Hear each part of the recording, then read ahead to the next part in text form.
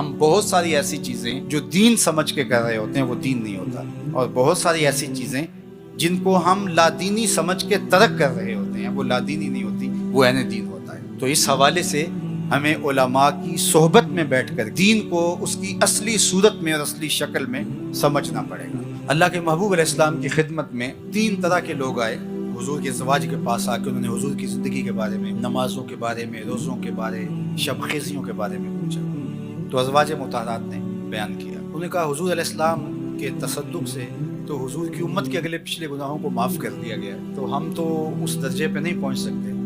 لہٰذا ایک نے کہا کہ میں ساری رات عبادت کروں گا، سوؤں گا نہیں، اور ایک نے کہا کہ میں ہمیشہ روزہ رکھوں گا، اور ایک نے کہا کہ میں کبھی بھی شادی نہیں کروں گا، نکاح نہیں کروں گا، اور تجرد کی زندگی گزاروں۔ جب وہ فیصلہ کر کے نکلے اور اللہ کے محبوب تک بات پہنچی تو حضور نے ان کو بلایا اور فرمایا کہ تمہاری یہ باتیں مجھے پہنچی، لیکن سنو، اما واللہ انی لاخشاکم للہ واتقاکم لہ، فرمایا کہ میں تم سے زیادہ اللہ سے ڈرنے والا ہوں اور میرے دل میں تقوی کا نور تم سے کہیں زیادہ ہے۔ لیکنی اصوم و افطر و اصلی و ارقد، لیکن میں روزہ بھی رکھتا ہوں اور افطار بھی کرتا ہوں، نماز بھی پڑھتا ہوں اور رات کو آرام بھی کرتا ہوں، واتزوج النساء، عورتوں کے ساتھ میں نے نکاح بھی کر رکھے، فمن راغب عن سنتی فلیس منی، جس نے میری سنت سے اعراض کیا اس کا میرے ساتھ کوئی تعلق نہیں ہے۔ یہ حضور نے تب ارشاد فرمایا۔ تو اب بعض اوقات ہم بعض معاملات کے اندر اس طرح حد سے تجاوز کر جاتے ہیں کہ وہ شریعت کی نفی ہو رہی ہو، تو اللہ کے محبوب علیہ السلام کی اگر یہ حدیث ہمیں ملحوظ رہے تو ہم خود بھی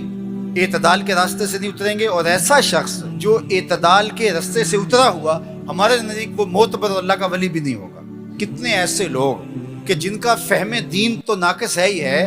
اچھے مسلمان ہونا دور کی بات ہے، وہ اچھے انسان بھی نہیں ہیں، اور ہم ان کو سمجھتے ہیں کہ یہ پہنچے ہوئے، اور ان کے ارد گرد لوگوں کا ہجوم اور لوگوں کی کثرت ہوتی ہے، تو یہ ہمارا فہم دین ناقص ہے کہ ایسے لوگ بھی اس مارکیٹ میں چل جاتے ہیں۔ دین کو پوری طرح سے اختیار کرنا ہوگا۔ آپ اعتدال کی راہ پہ گامزن ہوں گے تو پھر ہر ایک کا حق ادا کر رہے ہوں گے۔ ماں اپنی جگہ پہ ہوگی، بیوی اپنی جگہ پہ ہوگی، دوست اپنی جگہ پہ ہوں گے، والدین اپنی جگہ پہ ہوں گے،